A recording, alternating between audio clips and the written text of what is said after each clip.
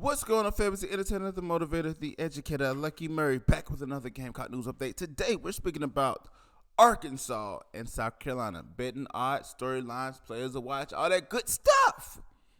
Y'all know, man, we was on Georgia State a couple days ago. We was on them.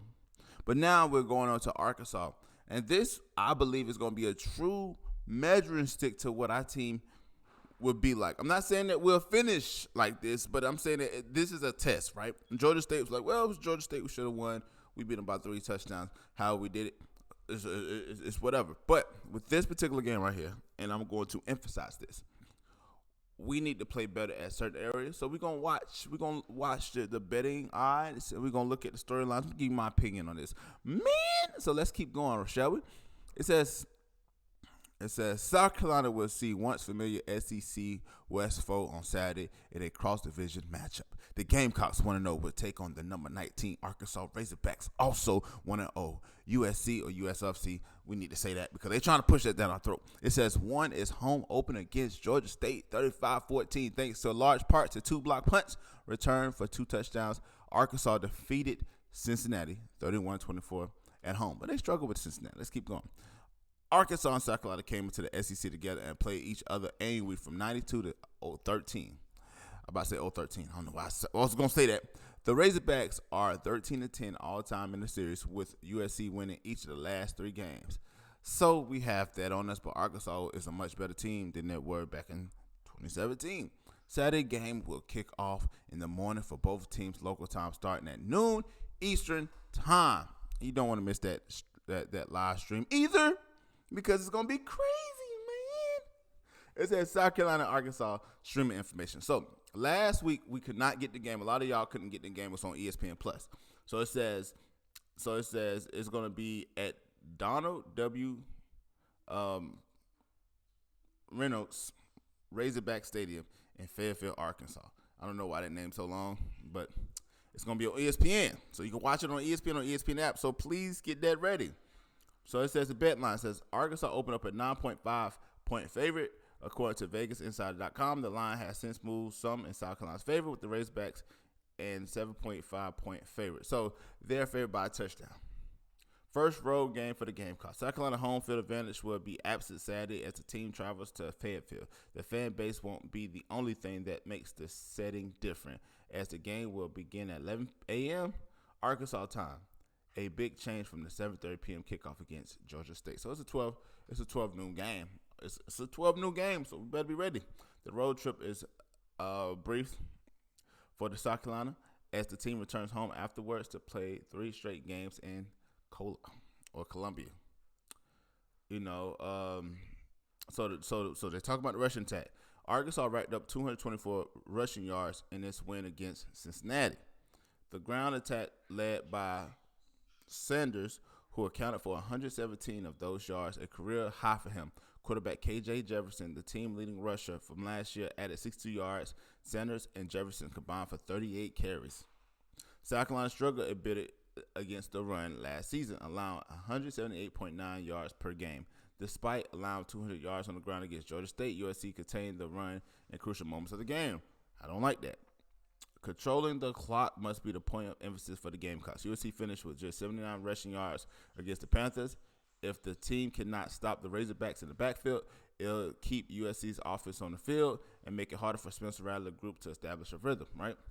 You know, last time they played, we beat them in 2017. It was 48-22 in Columbia. Both teams played under different head coach at the time. Will Muschamp led USC, and the other coach led the Razorbacks. So here's the players to watch, guys. Spencer Rattler says Rattler's first game with the USC was better than the numbers indicated. The 2 interceptions and 1 touchdown thrown. The team as a whole struggled to move the ball the field throughout the game, but showed that it could string together drives at times. It would be worth watching how Rattler performs against Arkansas after a game with his new targets, right? Jalen Brooks, right?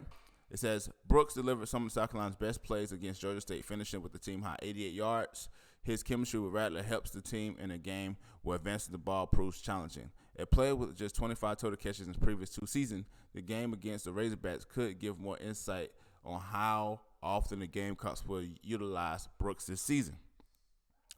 So Sanders from Arkansas says the Razorbacks lean on Sanders' productivity in the backfield in the opener and deliver a career high in rushes. He was effective in space and helped Arkansas mix up its offensive packages. Well, I said official. His efficiency could dictate the outcome of the game if South Carolina could adjust to the running attack from him and Jefferson, right? So Jefferson's the quarterback. So Jefferson's dual threat ability was on full display against Cincinnati as he totaled 285 yards of offense and 4 touchdowns. Jefferson also took control of the football, throwing just 4 interceptions in all of 21. The secondary is the strongest aspect of USC's defense, so Jefferson's performance is crucial to the Razorbacks' hopes to protect their home field, right? That was a mouthful, I know. Y'all didn't come to hear an English class, but it builds content. So thank you for staying with me for that. What are my thoughts real quick? I already kept y'all over for too long. It's real simple. If we cannot stop the run, we would not win this game. The fact that we gave up over 200 yards against Georgia State was telling. And Georgia State is not nearly as a stronger team than the Arkansas Razorbacks. Also, yeah, we contained them in crucial points. You know, we got a 4th and 1 stop. We also got a huge stop. We got a few huge stops.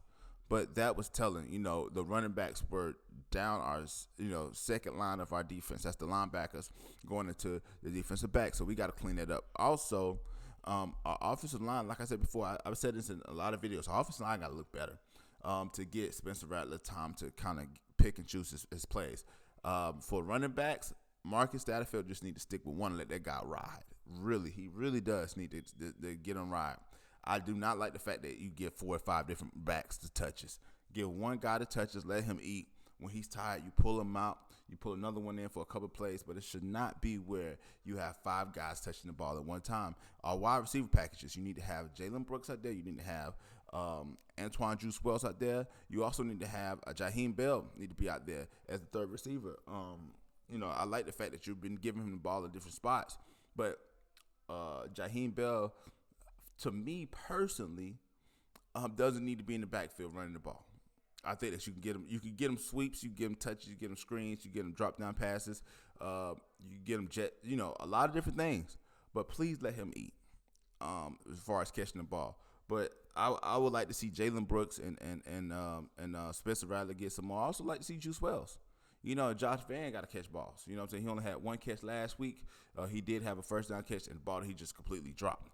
So with all those things being said, I expect that this should be a close game if the Gamecocks can stop the run and also control the line of scrimmage and allow them boys to run the ball and slow down the clock. But it's going to be interesting to see who I think is going to win. I don't do predictions because I'm probably going to be wrong anyway. Hopefully that the boys from USC, will win. But let me know what you think about this comment section below. Again, who you think is going to win? Write in the comment section below because I'm not going to say who's going to win. I think that the Gamecocks should win because I'm a homer, right? Y'all see I got the hat, the shirt, whatever. I'm a homer. But it's the entertainer, the motivator, the educator, and please don't forget all 3. Lucky Murray back, another Gamecock news update today. We're speaking about, Gamecocks and Razorbacks. Let me know what you think about this in the comment section below. Like always, it's the next time, people.